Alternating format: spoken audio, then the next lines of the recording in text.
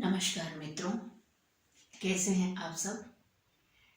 रघुवंश के इस प्रथम सर्ग की सीरीज में आप सबका पुनः स्वागत है और मैं हूं डॉक्टर जयंती त्यागी। अपने YouTube चैनल JR लिटरेचर में आपका मैं बहुत बहुत स्वागत करती हूं।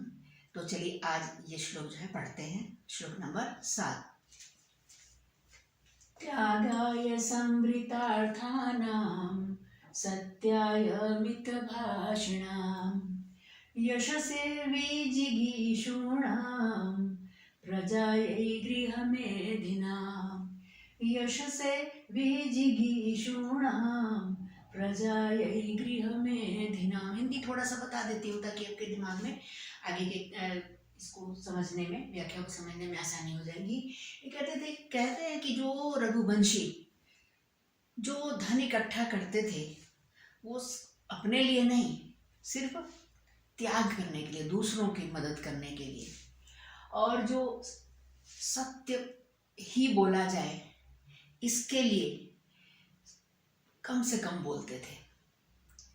मतलब भावना ये है यहाँ कहने का कि बहुत ज़्यादा जब हम बोलते हैं तो अनजाने में हमारे मुंह से कुछ गलत भी निकल जाता है, असत्य भी निकल जाता है।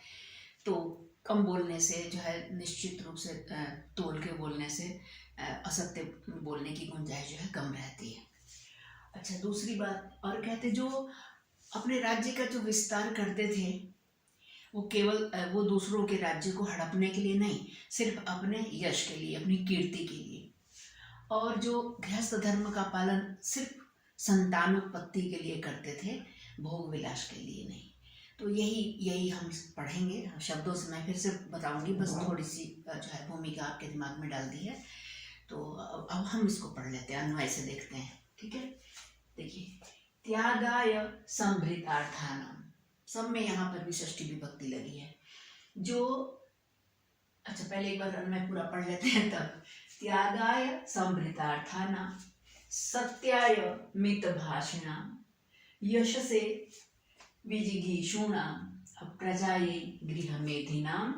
और सब में षष्ठी का बहुवचन लगा है और ये सारे विशेषण जो हैं उन रघुणाम, रघुवंशियों का है।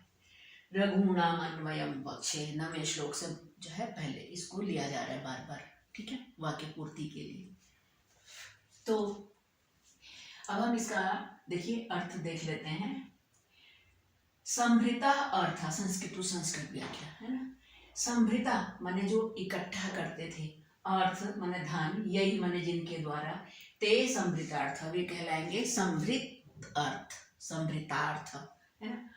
और तेषाम माने उनका, अर्थात संभृत अर्थानाम, अर्थात जिन्होंने जो धन को इकट्ठा करते थे, और किस लिए, सिर्फ त्यागाय, त्याग के लिए। मितम, मित का अर्थ होता है थोड़ा, मितम भाषन्ते है ना, कम बोलने का, जो तत्शिला, जो उनका स्वभाव था, इसलिए वो मितभाषिणा, वे मितभाषी थे। और वो किस लिए बोलते थे, और उनको हम क्या कहेंगे, मितभाषिणा, मितभाषियों को क्या कहेंगे, तेषाम मितभाषिणा, उन कम बोलने वालों का। ये है मितभाषिणा, तेषाम, ये तेषाम उन कम बोलने वालों का। विजेतुम माने विजेतुम इच्छन्ति, जो जीतने की इच्छा रखते थे, किस लिए, जो विजेतुम इच्छन्ति, जो जीतने की इच्छा रखते थे, इस प्रकार से जो विजिगीषदन्ति, अर्थात इसका भी यही अर्थ है, जो जीतने की इच्छा रखते थे, तो वो कहलाएंगे विजिगीषवः, वे विजिगीषवः कहलाएंगे है ना।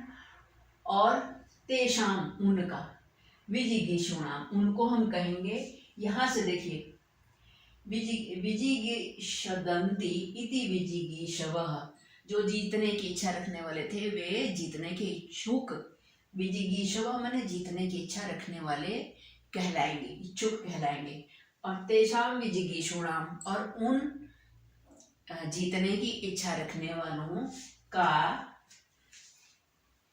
विजेतुम इच्छूणाम, इसी की व्याख्या दोबारा से कि विजिगीषूणाम का क्या अर्थ है, जो विजेतुम इच्छूणाम, जो विजय प्राप्त करने की इच्छा रखते हैं वे। और प्रजा यही, ये विसर्ग नहीं आएगा, नहीं इसी बराबर का चिन्ह है, मतलब प्रजा यही अर्थात संतानाय, संतान के लिए, संतान के लिए वो क्या कहते थे, संतानाय गृहणंती धान्यादिकम, संतान के लिए अपने पुत्र के लिए धान आदि का ग्रहण करते थे। यहाँ थोड़ा दूसरे तरीके से बात को कही गई है कि जो इसका अर्थ ये है कि संतान प्राप्ति के लिए ही जो गृहस्थ धर्म को धारण करते थे, इति गृहा, वे जो है गृहस्थ कहलाएंगे। और इति गृहा दारा, और दारा का अर्थ होता है पत्नियां। तो संतानाय गृहणन्ति धान्यादिकम इति गृहा, संतान के लिए जो धान्य आदि ग्रहण करते थे, इति गृहा दारा तय, जिनके द्वारा स्त्रियां या गृहिणियां संतान के लिए ही धारण की जाती थी, मतलब उनका वर्ण करते थे। तय माने उनके द्वारा, मेदितुम शीलम येषां ते, जिनकी जो है शील, जिनका जो स्वभाव उनके साथ गृहस्थ धर्म, मेदितुम गृहस्थ धर्म संबंधी कार्य से है, तो जिनके द्वारा केवल संतानोत्पत्ति के लिए ही स्त्रियां जो है ग्रहण की जाती थी, वो पत्नी धर्म का पालन करते थे। ये शाम माने जिनके द्वारा, वे, और तेषाम माने उनका, गृह मेधिनाम, उन गृहस्थों का, वो जो है इसलिए वो गृहस्थ बनते थे क्योंकि वो केवल प्रजा तो संतानोत्पत्ति कर सकें। तो दार परिग्रहाणाम, उन्हें कहा गया है कि ऐसे गृह मेधी या गृहस्थ या पत्नी का परिग्रहण करने वाले, उनका न तो काम होगा इति अर्थ, न तो काम हो गया भोग विलास के लिए, मतलब स्त्रियों का संसर्ग या पत्नी का संसर्ग केवल संतानोत्पत्ति के लिए करते थे, न कि वो कोई भोग विलासिता के लिए करते थे, ऐसा नहीं। तो ये इसका जो है संस्कृत से संस्कृत व्याख्या हो गई। और इसका अभिप्राय है, इसको दूसरे शब्दों में हम कह सकते हैं कि दानशीलानां सत्यभाषिणां यशसे विजेतुम इच्छुकानां संतानाय गृहस्थानां रघुणाम अन्वयम वक्ष्ये, कि जो बहुत बड़े दानी थे, जो सत्यभाषी थे, जो यश के लिए ही जीतने की इच्छा रखते हैं, दूसरे राज्यों को जीतने की, जैसे राजा दशरथ जो थे चक्रवर्ती सम्राट थे, तो जो केवल यश प्राप्ति के लिए ही विजय की इच्छा रखते थे और जो संतान के लिए ही गृहस्थ धर्म को अपनाते थे, ऐसे रघुनाम अन्वयम वक्ष्ये, ऐसे मैं रघु वंशियों के अन्वय अर्थात वंश का वर्णन वक्ष्ये करूंगा। ठीक है।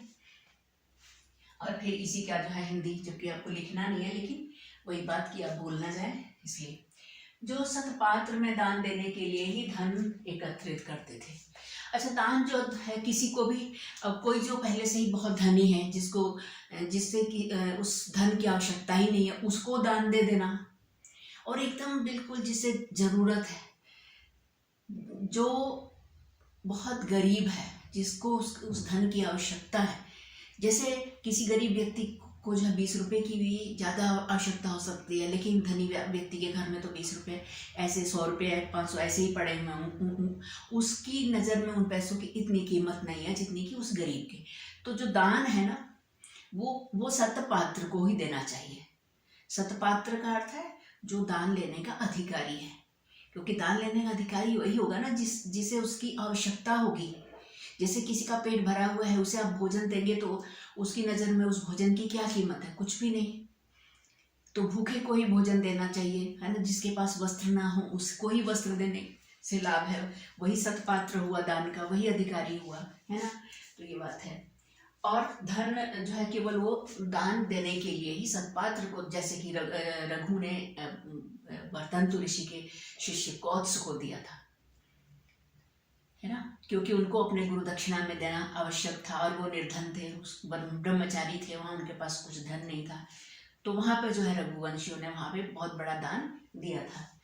तो कहते हैं कि दान देने के धन, देखिए, जो सतपात्र में दान देने के लिए ही धन एकत्रित करते थे, वैसे उन्हें अपनी कोई आवश्यकता इस विशेष नहीं थी। सत्य बोलने के लिए ही कम बोलते थे, ये मुंह से झूठ ना निकल जाए, इसलिए मुंह से जो है नपातुला और सोच समझ के सत्य ही बोलते थे। क्योंकि ऐसा नहीं है कि देखिए कुछ लोग बहुत ओपन हार्टेड होते हैं तो वो बहुत ज़्यादा भी बोलते हैं ना, तो भी वो झूठ नहीं बोलते, उनके स्वभाव में झूठ होता ही नहीं है। लेकिन कुछ मान लीजिए कुछ संभावना हो जाए, ज़्यादा बोले, कभी कुछ वैसे निकल जाए, हास परिहास में झूठ निकल जाए, तो इन सब बातों से बचने के लिए ही जो है वो रघुवंशी जो है कम बोलते थे। ठीक है। और जो अपनी कीर्ति फैलाने के लिए ही विजय करते थे, ना कि अन्य राजाओं का राज्य छीनने के लिए, केवल यश की कामना से ही। क्योंकि कहते हैं ना कि जो बहुत बड़ा सम्राट है बहुत, तो उसकी यशो कीर्ति गाते हैं लोग, चारण भाट वगैरह कि हाँ ये बहुत बड़ा जो है चक्रवर्ती राजा है ना, यश की कामना से। यश की कामना तो देखो होती ही है, सबके मन में होती है कि भाई हमारा अच्छा नाम हो, है ना, नेम फेम के चक्कर में तो मतलब आज संसार लगा हुआ है। तो रघुवंशी भी इससे अछूते नहीं थे, तो यश की कामना तो उनके अंदर भी थी। वो योगी तो नहीं थे ना, राजा ही थे इसलिए। तो और हाँ, और आगे संतान के लिए ही विवाह करते थे, केवल संतान आगे अपने वंश को चलाने के लिए ही विवाह करते थे, केवल भोग विलास करने के लिए नहीं, है ना। तो इस प्रकार से जो है ये समझ में आ गया होगा। और ये थोड़ा सा पोर्शन जो है थोड़ा सा कठिन कह सकते हैं। कठिन क्या, अभ्यास करने से तो वैसे हर चीज जो है आसान हो जाती है। तो बस ये शब्दों की व्याख्या की गई है कि समृद्ध अर्थ किसको कहेंगे, समृद्ध अर्थ यही ते समृद्धार्थ, जो धन इकट्ठा करते थे वे हुए समृद्धार्थ, है ना। और तेषाम समृद्धार्थाना, उन जो है जो इकट्ठा करने वाले जो रघुवंशी थे उनका, है ना। और जो कम बोलते थे, है ना, कम बोलने का जो मितम भाषणते तत्शीला, है ना, कम बोलने का स्वभाव जिनका था वे मित भाषणी थे। और तेषाम मित भाषिणा, उन कम बोलने वालों का, ये से जो समाप्त हो रहा है वो ये विशेषण है किसका, रघुओं का। और विजेतुम इच्छन्ति इति विजिगीषदन्ति, है ना, विजेतुम इच्छन्ति इसी बात को कहेंगे विजिगीषदन्ति, है ना। वी उपसर्ग है ना, और जी धातु है जीतना, और ईषद का अर्थ है मतलब इच्छा करना, जीतने की इच्छा करने वाले जो होते थे उनको कहे जाएंगे, वो कहे जाएंगे विजिगीषव। और तेषाम विजिगीषूणाम, और उन विजिगीषुओं का, है ना। और विजेतुम इच्छुनाम, विजिगीषुणाम के लिए दूसरा एक शब्द है विजेतुम इच्छुनाम, ठीक है, जो जीतने की इच्छा रखने वाले थे उनका। और प्रजायै का अर्थ है संतानाय गृह्णन्ति धान्यादिकम इति गृहा, संतान के लिए जो धान्य आदि ग्रहण करते थे, फसल वगैरह उपजाते थे, वो कहे जाएंगे गृहस्थ, है ना। और वे ही जो है दारा का अर्थ होता है पत्नियां, तो उनके द्वारा उनकी पत्नियां केवल प्रजोत्पत्ति के लिए, संतानोत्पत्ति के लिए ही पत्नियों का वो संसर्ग करते थे, किसी भोग विलास के लिए नहीं। और इसीलिए उनको गृह मेधी नाम माने गृहस्थ कहा गया है। और गृह मेधी नाम का ही जो पर्याय है दार परिग्रहण, मतलब पत्नियों का परिग्रहण करने वाले, है ना। न तो काम भोग है, न तो किसी कामना या किसी भोग विलास के लिए, है ना। तो इस तरह से ही इसका ये अर्थ निकलता है, ठीक है। तो और इसमें समृद्ध जो है 8 वर्णों का समृद्ध छंद है, और इस छंद का नाम है अनुष्टुप छंद। तो मैंने इसको एक बार दोहरा दिया है ताकि जो है आपकी समझ में आ जाए। बार देखिए बहुत बड़ी परीक्षा के लिए बहुत कड़ा परिश्रम करना पड़ता है, बहुत बड़ी, जितना बड़ा लक्ष्य उतनी बड़ी साधना होती है ना। तो इसलिए घबराना नहीं चाहिए। और संस्कृत एक ऐसा विषय है जो थोड़ा लिखना है, सॉलिड लिखना है और फुल मार्क्स मिलना है। तो इसलिए जो है संस्कृत से घबराना नहीं है। और जो आपने परीक्षा में और थोड़ा एक श्लोक रोज तैयार करेंगे तो भी जो है हो जाएगा। और इसके बाद ये 7वां है, 8, 9, 10 3 करने के बाद फिर हम जो है वो इसी कुमार संभवम के श्लोकों की व्याख्या करेंगे। तो आगे भी आप हमारे चैनल से जुड़े रहिएगा।